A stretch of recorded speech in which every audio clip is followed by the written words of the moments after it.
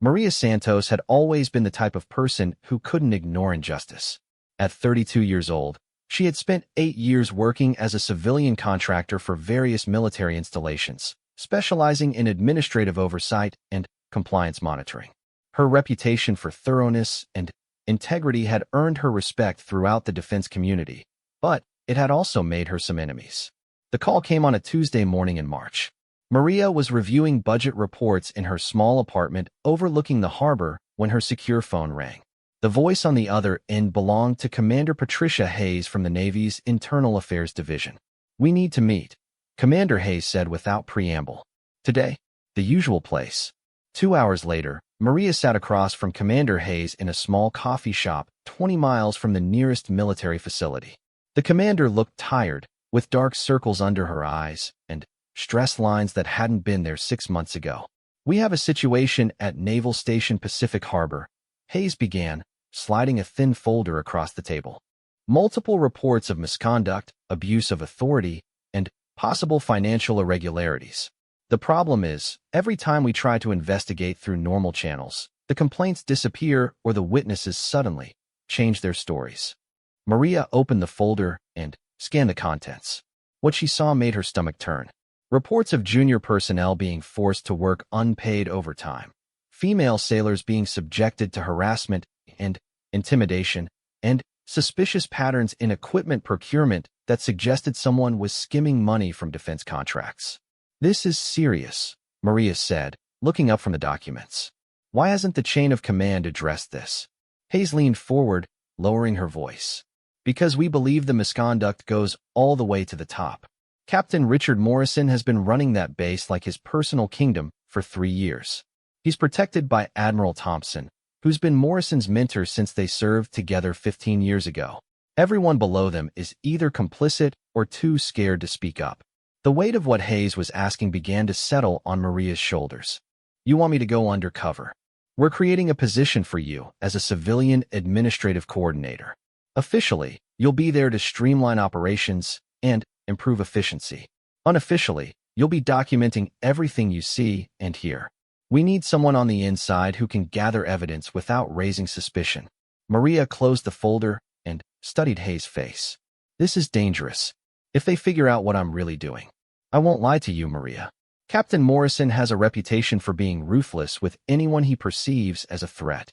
But you're our best option. You have the skills, the clearance, and, most importantly, you have the courage to do what's right." That evening, Maria sat on her balcony watching the sunset paint the harbor in shades of orange and pink. She thought about her younger brother Carlos, who had served in the Navy and always spoke with pride about the honor and integrity of military service. He had died in a training accident 2 years ago, and Maria knew he would want her to protect the young sailors who were now facing the same challenges he once did. She made her decision and called Hayes back. "I'll do it." 3 weeks later, Maria drove through the gates of Naval Station Pacific Harbor for the first time. The base was impressive, with modern facilities and well-maintained grounds that spoke to the pride the Navy took in its installations. But as she parked her car and walked toward the administrative building, she could sense an undercurrent of tension in the air. The first person she met was Lieutenant Sarah Chun, a junior officer who had been assigned to show her around. Chun was professional and courteous, but Maria noticed how the young woman's eyes constantly darted around, as if she was worried about who might be watching or listening. "Your office is on the 2nd floor," Chun explained as they walked through the building. "You'll be working closely with the base operations staff to review current procedures and identify areas for improvement. Captain Morrison is very interested in making sure everything runs smoothly." As they climbed the stairs, Maria observed the interactions between personnel. There was an unusual formality in the way junior officers addressed their superiors, and she noticed that conversations tended to stop when senior staff walked by. These weren't the normal signs of military discipline she was familiar with. They were signs of fear. Her office was small but functional, with a desk, computer, and filing cabinets that would give her access to the administrative records she needed to review. As Chun prepared to leave, she hesitated at the door. "Miss Santos," she said quietly, "if you need anything, please don't hesitate to ask. We're all here to help you succeed in your mission." The way Chun emphasized the word mission told Maria that the young officer suspected there was more to her assignment than met the eye. Over the next few days, Maria settled into her routine. She spent her mornings reviewing operational reports and her afternoons conducting interviews with various department heads. On the surface, everything appeared to be running efficiently. The paperwork was in order, schedules were being met, and productivity metrics looked good. But Maria had learned to look beneath the surface. She noticed that several personnel files showed patterns of rapid transfers, often occurring right after performance evaluations that mentioned attitude problems or failure to adapt to command expectations. She also observed that certain junior officers seemed to work significantly longer hours than regulations allowed, but their timesheets showed normal 8-hour shifts.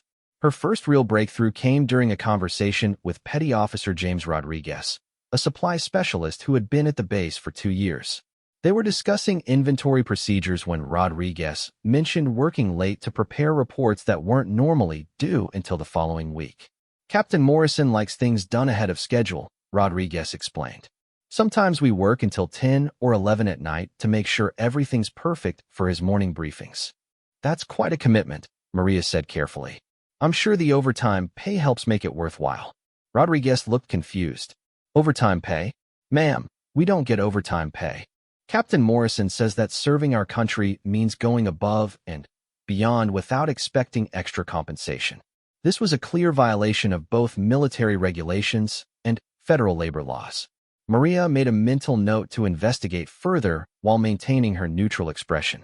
That afternoon, she had her first face-to-face meeting with Captain Morrison. He was a tall man in his mid-40s with steel-gray hair and the kind of commanding presence that made people stand a little straighter when he entered a room. His office was immaculate, with naval awards and commendations covering one wall and a large window overlooking the harbor. Ms. Santos, he said, gesturing for her to take a seat. I trust you're finding everything to your satisfaction here at Pacific Harbor? Absolutely, Captain. Everyone has been very helpful, and I'm impressed by the level of dedication I've observed. Morrison smiled, but Maria noticed it didn't reach his eyes.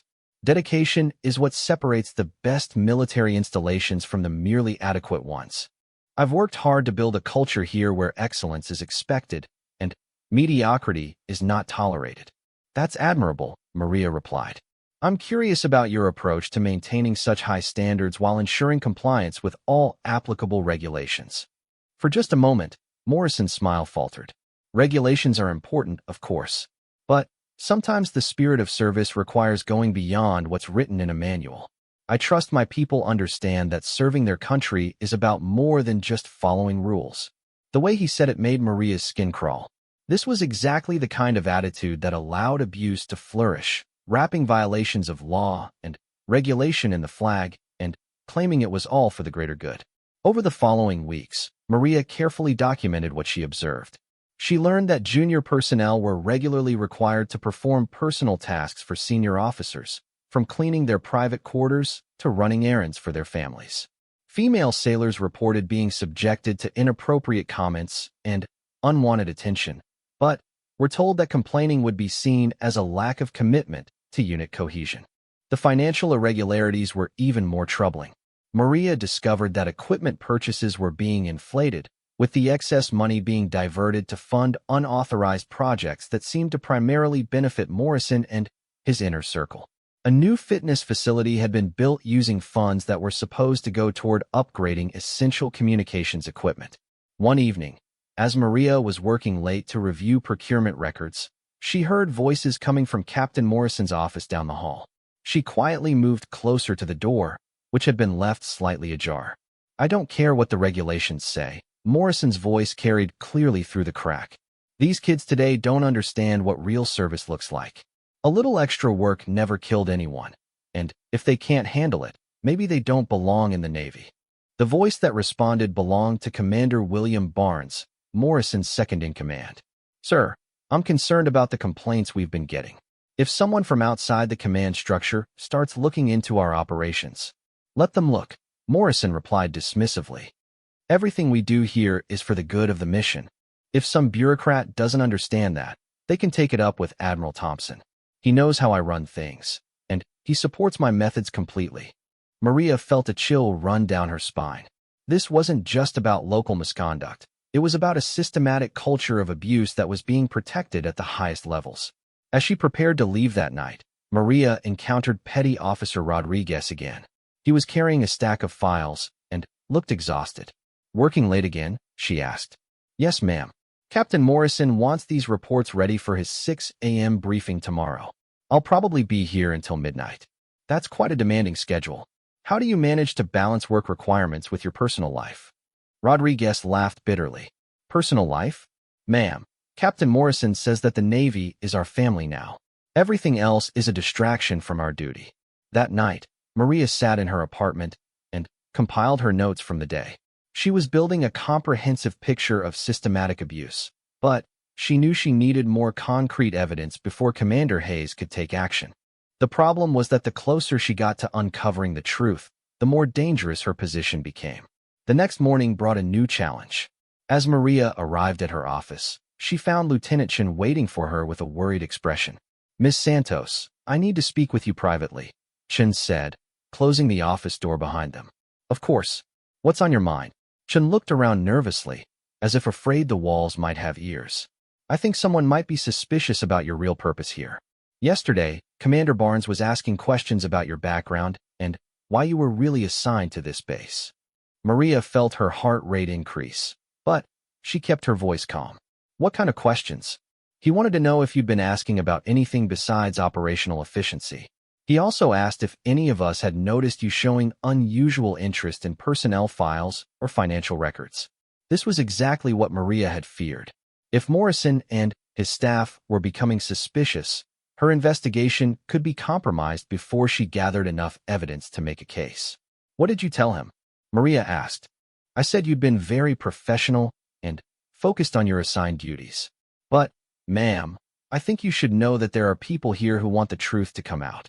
We're tired of being afraid, tired of watching good sailors get crushed by a system that's supposed to protect them." Looking at Chen's earnest face, Maria realized that her mission had evolved beyond simply gathering evidence. She had become a symbol of hope for the men and women who were suffering under Morrison's command. The responsibility felt overwhelming, but it also strengthened her resolve. "Lieutenant," she said carefully, "if hypothetically someone wanted to document problems with command procedures, what would be the best way to gather reliable information?" Chen's eyes lit up with understanding. "Hypothetically, I'd say that person would need to talk to Petty Officer Martinez in the communications department. She's been here longer than almost anyone, and she's seen things that would shock people. But she'd need to trust that speaking up wouldn't destroy her career. And how would one build that kind of trust? By proving that they're willing to risk everything to do what's right, just like we are." As Chen left her office, Maria realized that her secret mission was no longer secret to at least some of the personnel at Pacific Harbor. The question now was whether she could gather enough evidence before Morrison figured out what she was really doing. That afternoon, she found an opportunity to speak with Petty Officer Martinez. The conversation took place in the communications center, surrounded by the hum of electronic equipment and the steady stream of routine radio traffic. Martinez was a woman in her early 30s with intelligent eyes and a no-nonsense attitude. She listened carefully as Maria explained her need for information about operational procedures and personnel management practices. "You want to know about procedures?" Martinez said quietly. "I'll tell you about procedures. The procedure here is that Captain Morrison gets whatever he wants, whenever he wants it, and anyone who questions that finds themselves transferred to the worst assignment the Navy has available." "Can you be more specific?" Martinez looked around to make sure they weren't being overheard. 2 months ago, Seaman Johnson complained about being forced to clean Captain Morrison's personal car on his day off. Johnson was told he had an attitude problem and was transferred to a supply depot in the middle of the desert. Last year, Petty Officer Williams reported that Commander Barnes made inappropriate comments about her appearance. Williams is now stationed on a ship that spends 10 months of the year at sea. "Have you documented any of these incidents?" "What's the point? The documentation disappears or gets explained away. The system is rigged to protect the people in charge, not the people who do the real work." As Maria processed this information, she realized that her investigation had revealed something even worse than individual acts of misconduct. She had uncovered a systematic pattern of abuse and retaliation that was being protected by the very institutions that were supposed to prevent it. The stakes had just gotten much higher, and Maria knew that her next steps could determine not just the success of her mission, but the safety and careers of every honest sailor at Naval Station Pacific Harbor. She had come here to uncover misconduct, but what she was finding was something much more dangerous.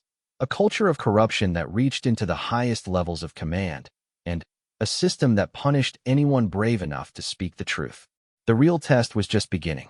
Maria knew that her window of opportunity was closing.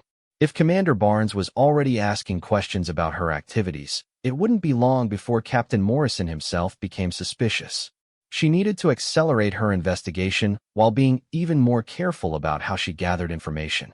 The breakthrough came from an unexpected source. 3 days after her conversation with Petty Officer Martinez, Maria found a note slipped under her office door. It was written on plain paper in careful handwriting. Storage room B, 7, basement level, Tuesday, 1800 hours. Come alone. Tuesday evening found Maria walking through the dimly lit basement corridors of the administrative building. Storage room B, 7 was tucked away in a corner that rarely saw foot traffic. When she opened the door, she found 3 people waiting for her.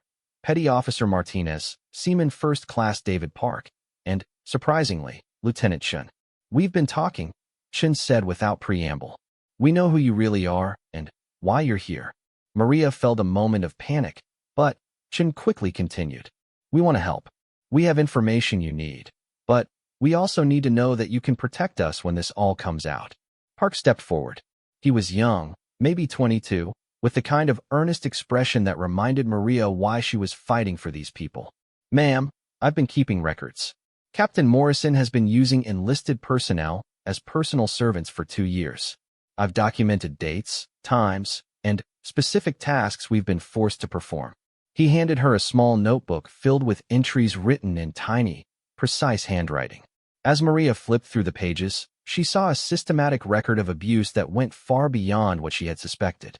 Morrison hadn't just been bending rules, he had been treating the men and women under his command like personal property. Why didn't anyone report this through official channels? Maria asked. Martinez laughed bitterly. "We tried. 3 different people filed formal complaints over the past year. 2 of them were transferred within a week, and the 3rd was written up for insubordination and threatened with a dishonorable discharge." Chen pulled out a manila folder. "I've been collecting documentation too. Performance evaluations that were changed after they were submitted, personnel files that have been altered, and financial records that show discrepancies in equipment purchases." As Maria reviewed Chen's materials, she began to see the full scope of what Morrison had built at Pacific Harbor.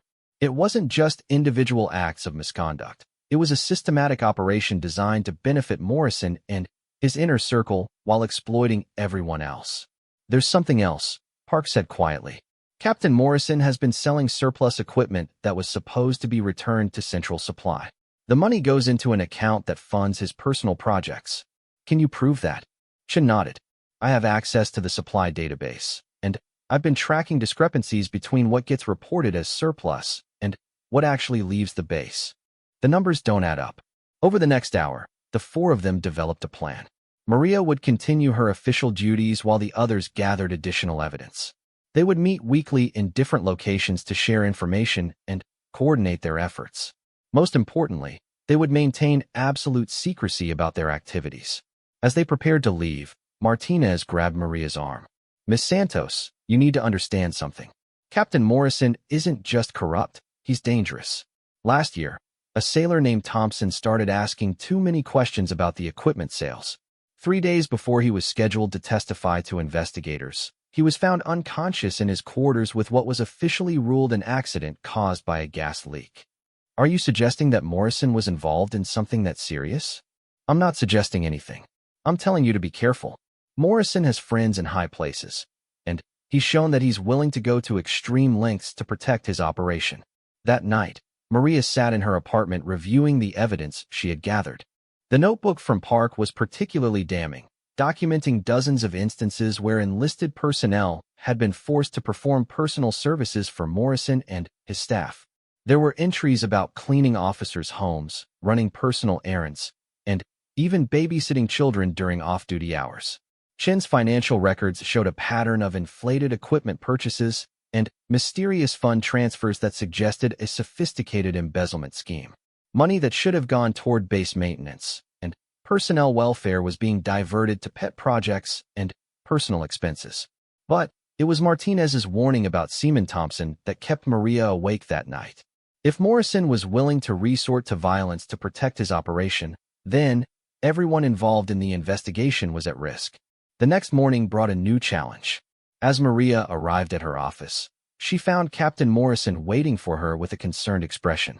"Miss Santos, I've been thinking about our conversation last week, and I realize I may have given you the wrong impression about how we operate here at Pacific Harbor." Maria kept her expression neutral. "In what way, Captain?" "Well, I mentioned that we sometimes go beyond what's written in the regulations, and I want to make sure you understand that everything we do is properly documented and approved through the chain of command." This was clearly a defensive move, suggesting that Morrison was becoming nervous about potential scrutiny. Maria decided to probe a little deeper.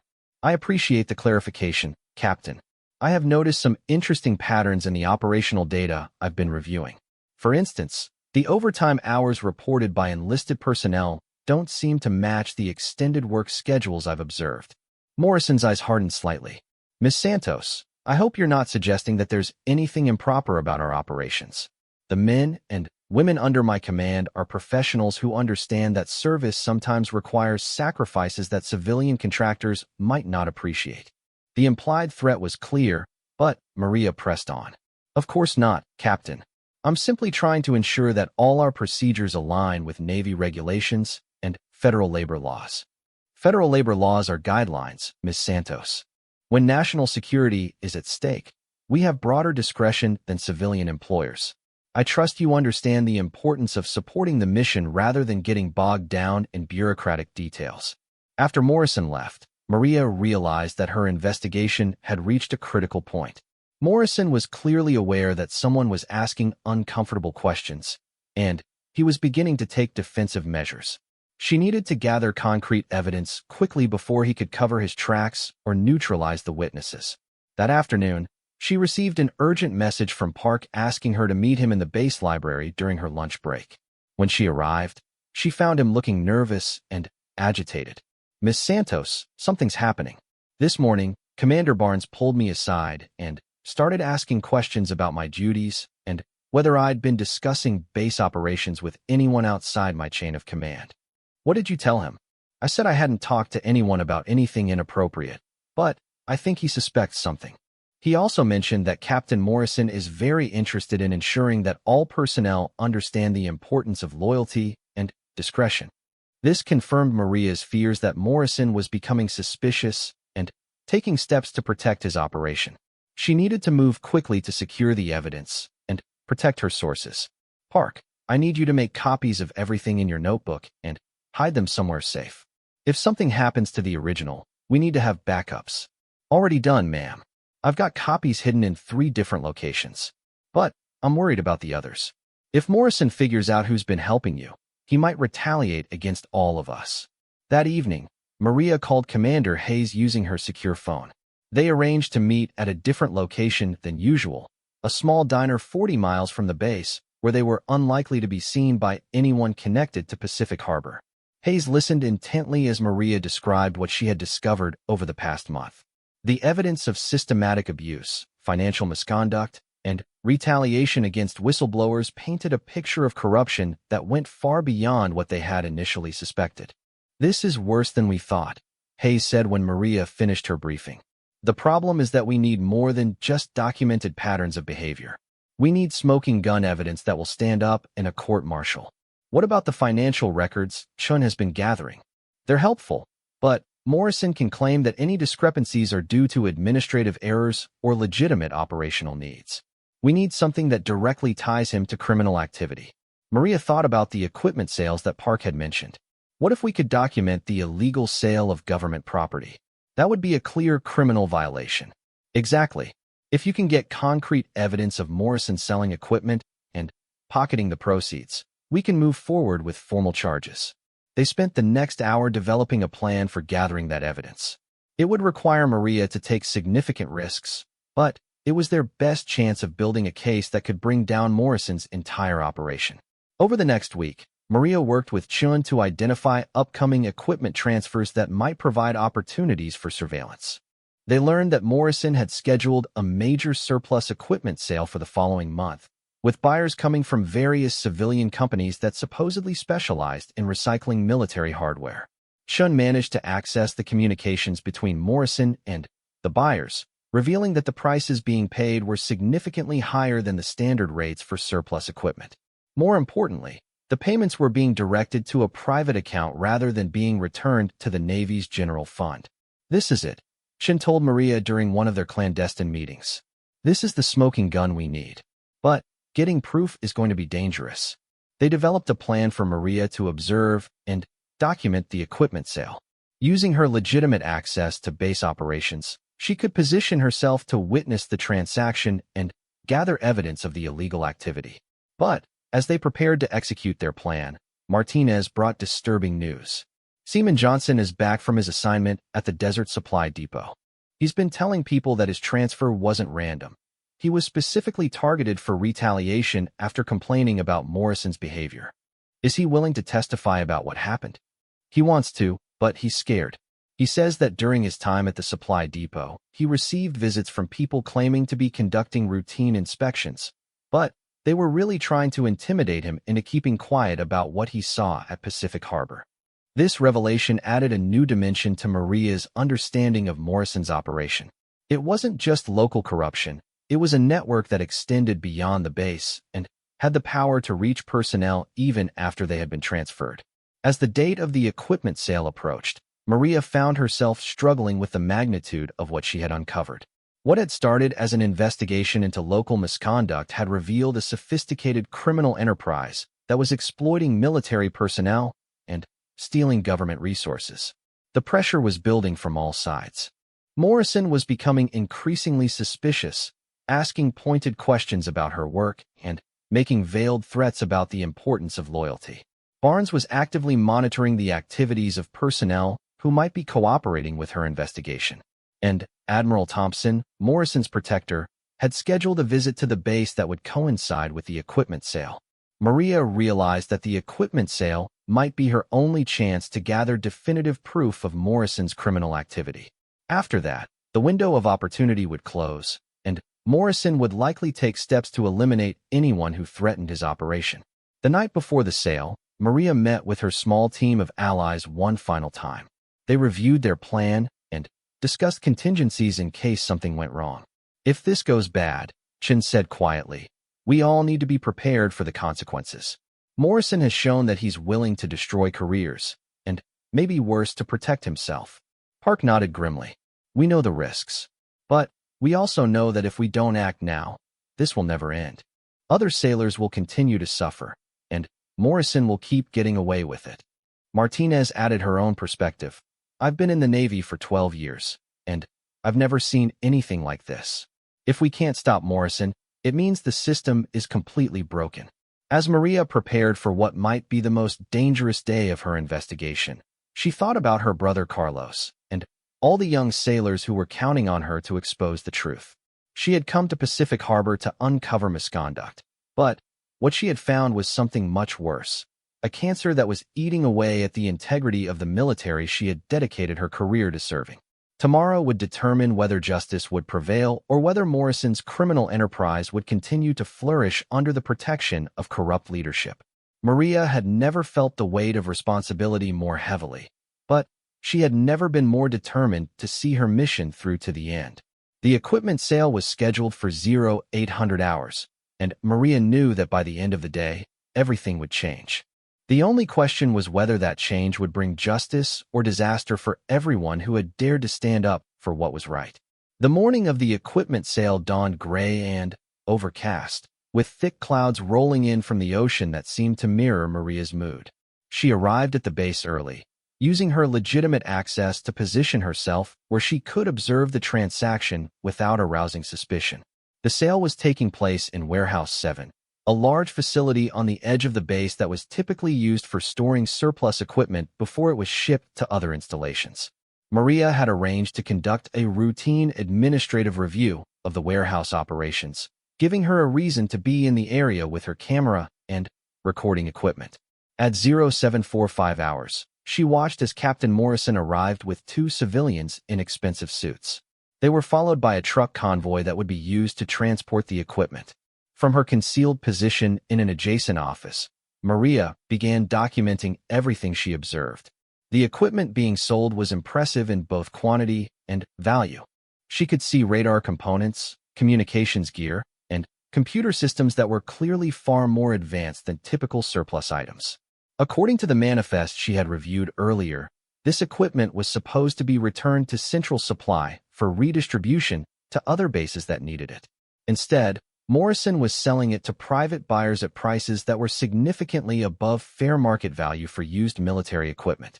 Even more damning, Maria could see money changing hands outside of any official documentation system. Using a long-range microphone that Commander Hayes had provided, Maria was able to record portions of the conversation between Morrison and the buyers. What she heard confirmed her worst suspicions. "The radar system alone is worth 3 times what we're paying you," one of the buyers said. "Are you sure there won't be any questions about this equipment disappearing from Navy inventory?" "I've been doing this for 3 years without any problems," Morrison replied. "The paperwork will show that everything was properly disposed of through official channels. As long as you stick to our agreed-upon story, there's no way anyone can trace this back to us." Maria felt a chill as she realized the full scope of Morrison's operation. This wasn't just about stealing equipment. It was about systematically betraying the trust placed in him by the Navy and the American people. As she continued recording, she heard Morrison discussing future sales and mentioning other bases where similar operations might be possible. He was treating military resources like his personal inventory, selling equipment that was desperately needed by other installations. But just as Maria was getting the most incriminating evidence, disaster struck. As she adjusted her position to get a better angle on the money exchange, she accidentally knocked over a small filing cabinet. The crash echoed through the warehouse, causing everyone to freeze and look in her direction. Morrison's eyes met hers through the office window, and Maria saw immediate recognition and rage in his expression. She had been discovered. "What the hell is she doing here?" Morrison barked to Commander Barnes, who had just arrived to oversee the operation. Maria quickly gathered her equipment and tried to act as if she was conducting a routine inspection, but she could see that Morrison wasn't buying her cover story. She had seconds to decide whether to run or try to bluff her way out of the situation. She chose to bluff, walking calmly out of the office and approaching Morrison with her clipboard in hand. "Good morning, Captain. I was just conducting a review of warehouse utilization procedures as part of my efficiency study. I hope I'm not interrupting anything important." Morrison's face was red with barely controlled fury.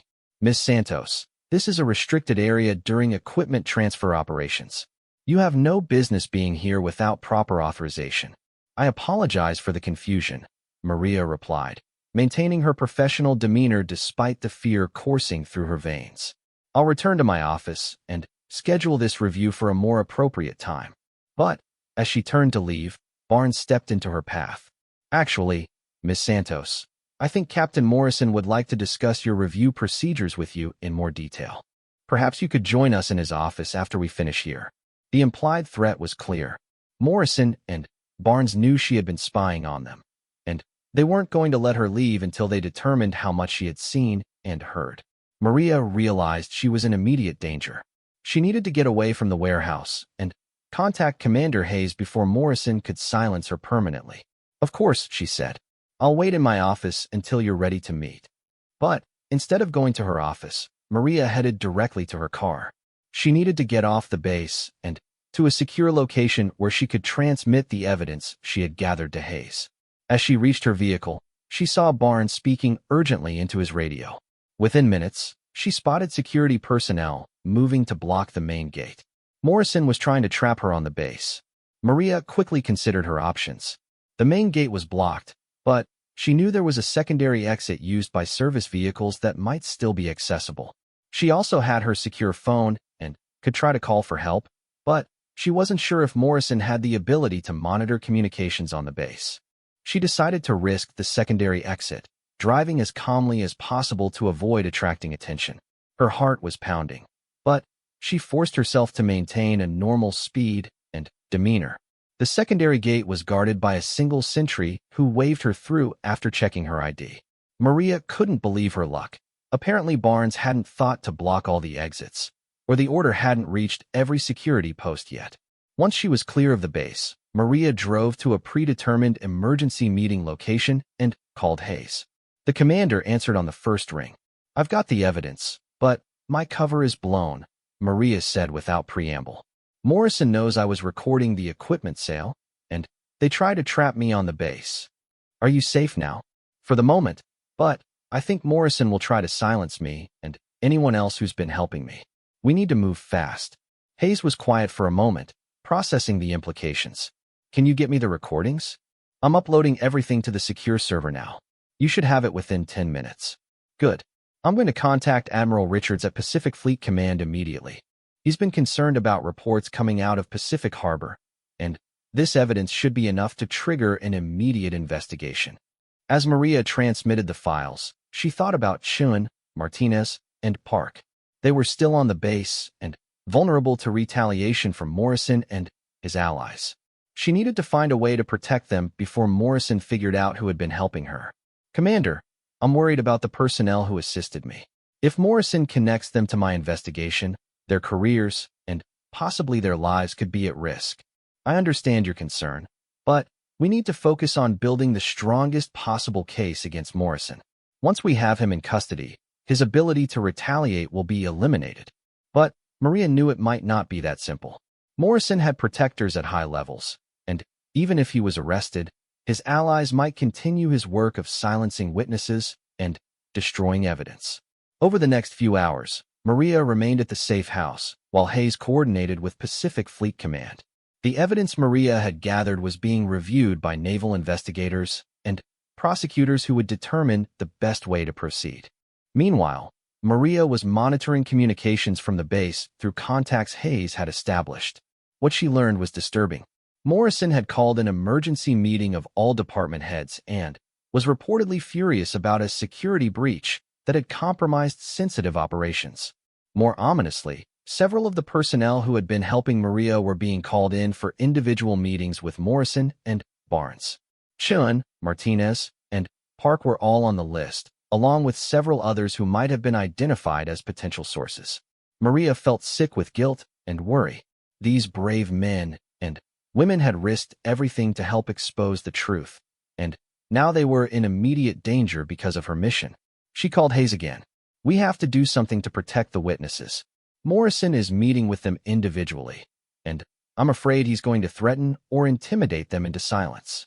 Maria, I know you're concerned, but we can't tip our hand by intervening prematurely. If we move too soon, Morrison might destroy evidence or find ways to discredit the witnesses.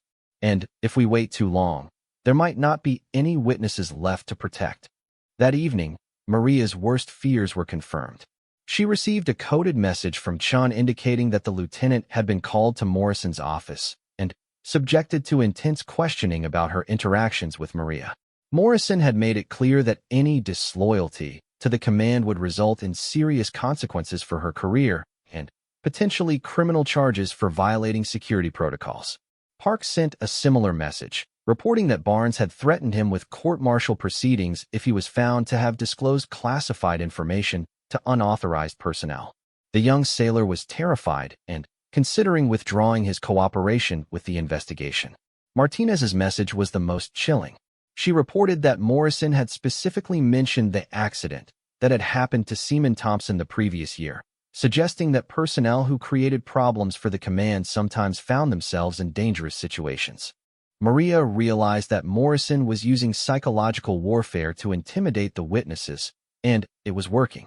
If the personnel who had helped her investigation withdrew their cooperation out of fear, the case against Morrison might collapse despite the evidence she had gathered. She made a difficult decision and called Hayes one more time. "Commander, I need to go back to the base." "Absolutely not. Your cover is blown, and Morrison knows you're a threat. If you go back there, you'll be walking into a trap. But the witnesses are being intimidated into silence. Without their testimony, Morrison might escape justice even with the recordings I made. Maria, I understand your feelings, but you've already done more than anyone could have asked. We have solid evidence of criminal activity, and that's what we need to build our case. But Maria knew that evidence alone might not be enough. Morrison had survived previous investigations by silencing witnesses and using his political connections to avoid accountability. She couldn't let that happen again. That night, Maria made a decision that would either complete her mission or end her career, and possibly her life. She was going back to Naval Station Pacific Harbor to support the witnesses who had risked everything to help her. She spent hours preparing for what might be her final operation. She made copies of all the evidence she had gathered and arranged for them to be automatically transmitted to multiple recipients if she failed to check in within 24 hours. She also prepared detailed written testimony about everything she had observed, ensuring that the truth would survive even if she didn't. As dawn broke over the ocean, Maria drove toward the base one last time.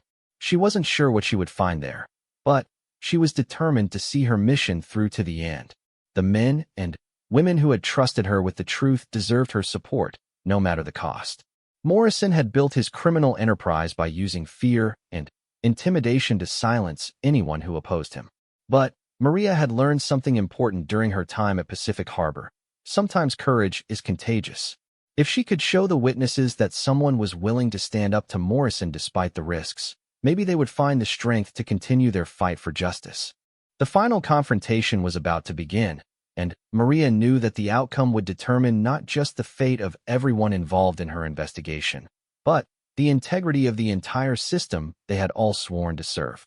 Maria's return to Naval Station Pacific Harbor was carefully planned, but extremely dangerous. She knew that Morrison and Barnes would be watching for her, but she also knew that the witnesses who had helped her were in immediate peril. She couldn't abandon them after they had risked everything to expose the truth. She entered the base using a service entrance that was typically unmanned during shift changes. Her plan was to reach Lieutenant Chun first, since Chun had the most comprehensive evidence and was in the greatest position to influence other potential witnesses. But as Maria made her way through the base, she realized that something had changed dramatically since her escape the previous day. There were more security personnel than usual, and she could see that access to certain areas had been restricted. Morrison was clearly taking no chances about additional security breaches. She found Chun in the communications center, working alone during what should have been a busy shift. When Chun looked up and saw Maria, her face went white with fear. "Miss Santos, what are you doing here? Captain Morrison has security looking everywhere for you. If they find you on the base, he's going to have you arrested for espionage. I came back because I couldn't leave you and the others to face Morrison's retaliation alone. Has he threatened you directly?" Chun looked around nervously before responding. "Threatened is too mild a word. He made it very clear that if I had been sharing information with unauthorized personnel, I would face criminal charges and a dishonorable discharge. He also mentioned that accidents happen to people who create problems for their commanding officers. What about the others?" Park is terrified. Barnes told him that his family would be investigated for potential security violations if he's found to have disclosed classified information. Martinez is being transferred to a remote posting effective immediately. Morrison says it's for operational needs, but we all know it's to isolate her. Maria felt the weight of responsibility crushing down on her. These people had trusted her, and now they were paying the price for their courage. "Chun, I need you to know that Commander Hayes is moving forward with the investigation based on the evidence we gathered. Morrison's criminal activity has been documented, and justice is coming. But will it come fast enough to save our careers and our lives?" Before Maria could answer, they heard footsteps approaching the communications center. Chun quickly gestured for Maria to hide behind a bank of equipment as Commander Barnes entered the room. "Lieutenant Chun," Barnes said in a voice that carried barely concealed menace, "I need to review the communication logs from yesterday's equipment transfer. Captain Morrison is concerned about potential security violations." "Of course, sir." All communications followed standard protocol. As Barnes reviewed the logs, Maria could see him looking for any indication that Chun had been in contact with unauthorized personnel. The tension in the room was palpable, and Maria realized that she was witnessing psychological intimidation in action. "Chun, I want you to understand something very clearly," Barnes said as he finished his review. "Captain Morrison has been extremely generous in his assessment of recent events.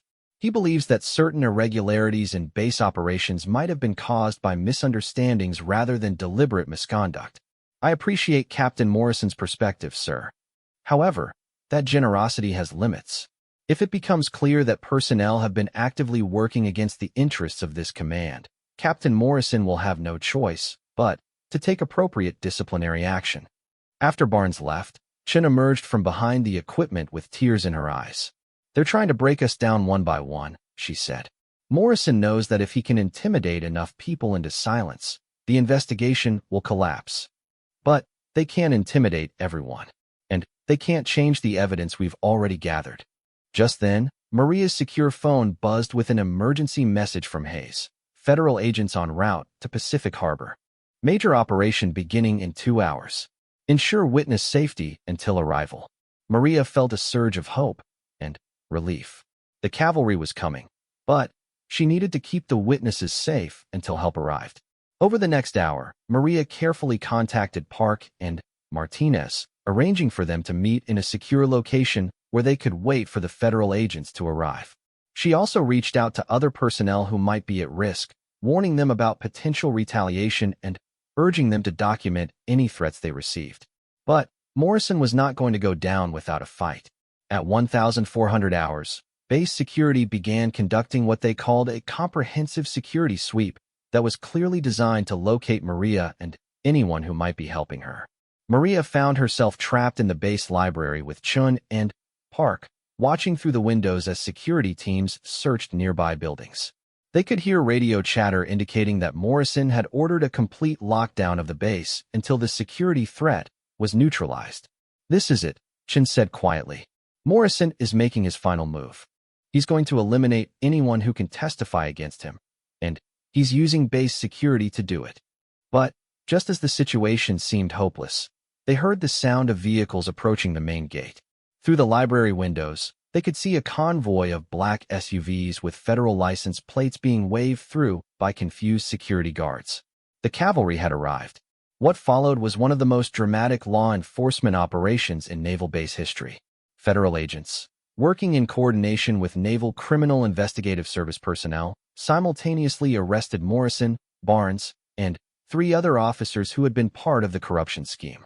Maria watched from the library as Morrison was led away in handcuffs, his face a mask of rage and disbelief. For 3 years, he had ruled Pacific Harbor like his personal kingdom, but his empire had finally crumbled. The federal operation also involved the immediate seizure of financial records, computer systems, and communication logs that would provide additional evidence of the criminal conspiracy. Most importantly, the agents moved quickly to protect the witnesses who had risked their careers to expose the truth. Commander Hayes arrived with the federal team and found Maria in the library with Chun and Park. "Maria, I can't believe you came back here. Do you have any idea how dangerous that was? I couldn't leave them to face Morrison's retaliation alone. These people are heroes, and they deserve protection." Hayes looked at Chun and Park with respect and gratitude. "You're right. Without their courage, this investigation never would have succeeded." Over the next several hours, Maria and the other witnesses provided detailed statements to federal investigators. The evidence they had gathered painted a comprehensive picture of systematic corruption that had been operating for years. The financial records showed that Morrison had stolen over $2.3 million in government resources through fraudulent equipment sales and inflated procurement contracts. The personnel files documented dozens of instances where service members had been subjected to illegal working conditions, harassment, and retaliation for attempting to report misconduct. But perhaps most damning was the evidence of the systematic intimidation and threats that Morrison had used to silence potential witnesses. The investigation revealed that the accident involving Seaman Thompson had indeed been staged to send a message to anyone considering reporting Morrison's criminal activities. As the investigation expanded, federal agents discovered that Morrison's operation extended beyond Pacific Harbor. Similar schemes were operating at two other naval installations under Admiral Thompson's command, suggesting a network of corruption that reached high into the Navy's leadership structure. Admiral Thompson himself was placed under investigation, and within a week, additional arrests were made at the Pentagon and other naval facilities. What had started as an investigation into local misconduct had exposed a criminal conspiracy involving millions of dollars and dozens of personnel. The impact on Pacific Harbor was immediate and dramatic. A new commanding officer was brought in to restore integrity to base operations, and comprehensive reforms were implemented to prevent future corruption.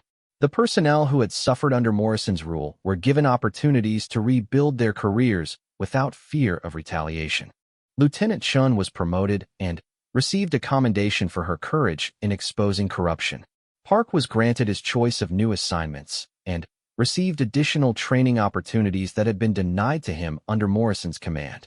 Martinez returned from her forced transfer and was placed in a position where her experience and integrity could help rebuild the base's culture. For Maria, the successful conclusion of her mission came with both satisfaction and reflection on the costs involved. She had accomplished what she set out to do, exposing corruption and protecting the personnel who were suffering under Morrison's abuse. But the experience had also shown her how pervasive corruption could become when left unchecked, and how difficult it was to fight systems that protected wrongdoers. 6 months later, Maria attended Morrison's court-martial, where he was convicted on multiple charges including theft of government property, abuse of authority, and conspiracy. He was sentenced to 15 years in military prison and received a dishonorable discharge. Barnes and the other conspirators received similar sentences, sending a clear message that corruption would not be tolerated in the Navy. Admiral Thompson was forced to retire in disgrace after a congressional investigation revealed that he had been aware of problems at Pacific Harbor, but had chosen to protect Morrison rather than address the misconduct. His retirement stripped him of the honors and benefits he would have received for his years of service. The broader investigation led to comprehensive reforms in Navy oversight procedures and the establishment of new protections for whistleblowers who report misconduct. The case became a landmark example of how individual courage could expose systematic corruption and lead to meaningful change. During the court-martial proceedings, Maria had the opportunity to speak with some of the junior personnel who had been most affected by Morrison's abuse.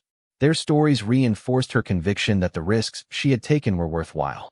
Seaman Rodriguez, who had worked countless unpaid overtime hours under Morrison's command, told her that the investigation had given him back his faith in the military justice system. "I was ready to leave the Navy because I thought this was just how things worked," he said. "But you and the others showed me that there are still people willing to fight for what's right." Petty Officer Williams, who had been transferred for reporting harassment, returned to Pacific Harbor and was promoted to a leadership position where she could help ensure that other women would not face the discrimination she had endured. The case also had broader implications for military culture and accountability. Congressional hearings examined how corruption had been allowed to flourish for so long without detection, and new oversight mechanisms were put in place to prevent similar situations in the future. Maria was called to testify before Congress about her experiences and the systemic failures that had allowed Morrison's operation to continue for years. Her testimony helped shape legislation that strengthened protections for military personnel and civilian contractors who report misconduct. The real heroes of this story, Maria told the Congressional Committee, are the men and women in uniform who risked everything to speak the truth. They had the most to lose, but they chose to do what was right because they believed in the values that the military is supposed to represent. Looking back on her mission at Pacific Harbor, Maria realized that it had changed her understanding of what it means to serve one's country. She had always believed in the importance of accountability and integrity, but the experience had shown her how much courage it takes to defend those values when they're under attack. The young sailors and officers who had trusted her with their stories had taught her that heroism isn't just about dramatic actions in combat situations. Sometimes it's about the quiet courage of standing up to corruption, even when the personal costs are enormous.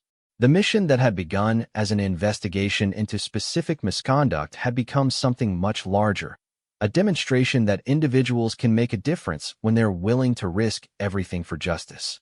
Morrison's criminal empire had seemed untouchable, protected by rank, connections, and fear. But it had ultimately been brought down by people who refused to be silent in the face of wrongdoing. As Maria returned to her regular duties as a civilian contractor, she carried with her the knowledge that the fight for integrity in military service is ongoing. Morrison and his conspirators were gone, but the conditions that allowed their corruption to flourish, inadequate oversight, fear of retaliation, and protection of wrongdoers by senior leadership, required constant vigilance to prevent. The men and women of Naval Station Pacific Harbor had reclaimed their base and their honor. They had proven that corruption, no matter how well protected, cannot survive when good people decide to fight back. Maria's secret mission was complete, but the larger mission of protecting integrity in military service would continue for as long as people like Lieutenant Chun, Petty Officer Martinez, and Seaman Park were willing to risk everything to defend the values they had sworn to uphold. In the end, justice had prevailed not because of any single heroic action, but because ordinary people had found the courage to do what was right when it mattered most. That, Maria realized, was the most important lesson of her time at Pacific Harbor, that the defense of freedom and justice depends not on perfect institutions, but on imperfect people who are willing to stand up for what they believe in, even when the costs are high and the outcome is uncertain.